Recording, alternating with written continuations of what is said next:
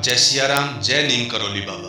मैं पवन कुमार चतुर्वेदी आशा करता हूँ परम पूज्य गुरुदेव हनुमंत स्वरूप बाबा नीम करौली महाराज जी के आशीर्वाद से आप और आपके स्नेहीजन स्वस्थ एवं सकुशल होंगे। इन्हीं शुभ मंगल कामनाओं के साथ चलते हैं आज के क्रमांक की ओर। आज के क्रमांक में हम एक ऐसे मंत्र के बारे में बात करने वाले हैं जिस मंत्र का प्रतिदिन जाप करने से सुख, शांति, समृद्धि, यश, कीर्ति से लेकर धन, ऐश्वर्य प्राप्त होता है। भागवत में एक कथा आती है राजा उत्तानपाद की।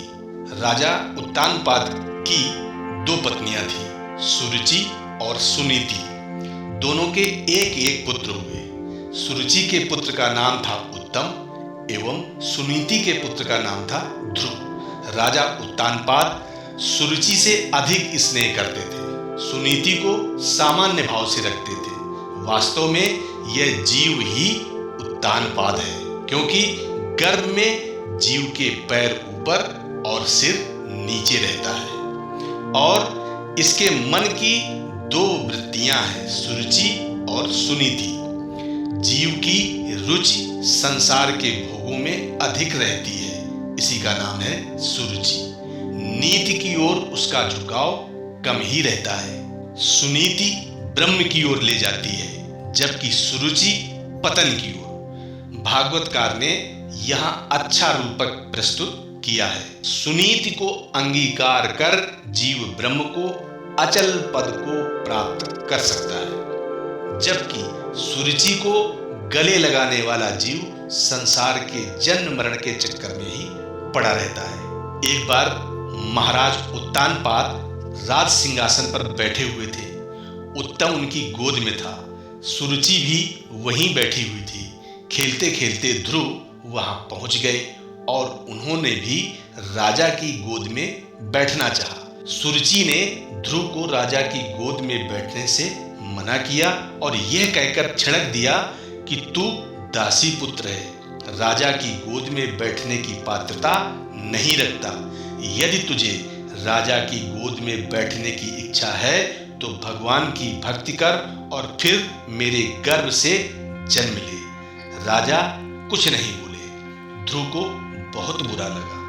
ध्रुव ने तो मां सुनीति से कुछ नहीं कहा, किंतु जब दासियों से उसे सारा घटनाक्रम मालूम हुआ तो वह बहुत दुखी हुई। सुनीति ने ध्रुव से कहा कि तुम भगवान की भक्ति से सर्वोच्च पद प्राप्त कर सकते हो और उसी के लिए प्रयत्न करो। मेरा आशीर्वाद तुम्हारे साथ है। 5 वर्ष का बालक ध्रुव मां की ये बात सुनकर राजमहल से निकल पड़ा और उसने वन की राह पकड़ ली। मार्ग में नारद जी मिले।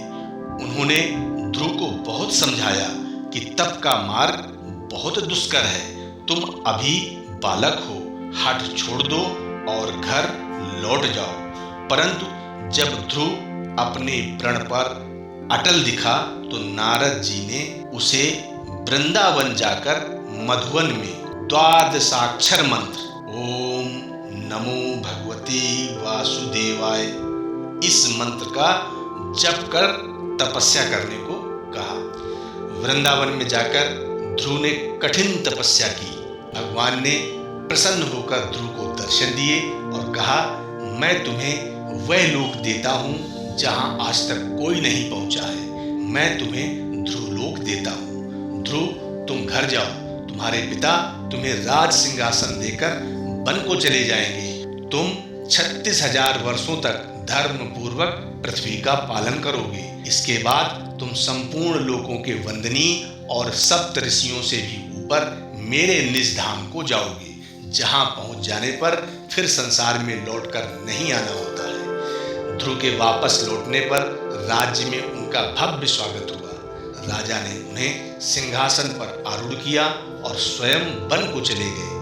कहने का आशय, जिस ध्रुव को पिता का प्यार नहीं मिल पा रहा था, उस ध्रुव ने जब इस मंत्र का नियमित जप किया तो उस जप के माध्यम से न सिर्फ पिता का प्यार मिला, बल्कि ध्रुव को राज सिंहासन पर बैठने का अवसर मिला, अर्थात राजपद भी मिला। और वह मंत्र है ओम नमो भगवते वासुदेवाय। अर्थात जो भी भक्त श्रद्धा और विश्वास के साथ नियमित रूप से एक माला 11 बार अपनी श्रद्धा के अनुसार जप करता है तो उसे सुख, शांति, यश, कीर्ति, समृद्धि से लेकर सब कुछ प्राप्त होता है। भगवान श्री हरि का आशीर्वाद प्राप्त होता है। नमस्कार। जय सिया राम। जय नीम करौली बाबा।